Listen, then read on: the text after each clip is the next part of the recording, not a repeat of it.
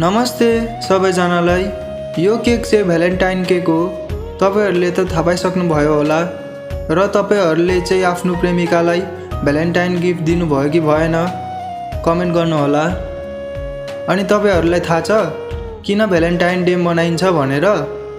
थाहा छैन भने आउनुहोस्, म तपाईहरूलाई एउटा सानो स्टोरी सुनाउँछु भ्यालेन्टाइन डेको बारेमा। रोमन साम्राज्यको समयमा त्यहाँको राजाले सोल्जरहरूलाई चाहिँ बिहे गर्नु दिँदैनन् थिए, किनकि राजालाई लाग्थ्यो सोल्जरहरूले चाहिँ बिहे गरे भने उनीहरू युद्धमा कमजोर हुन सक्छन्।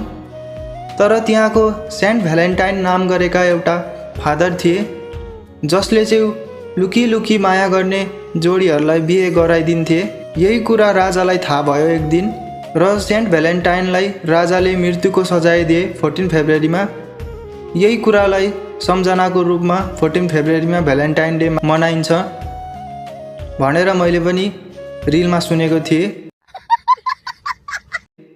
तपाईहरूलाई चाहिँ के लाग्छ कमेन्ट गर्नुहोला। अनि लास्टमा happy Valentine day. Thank you.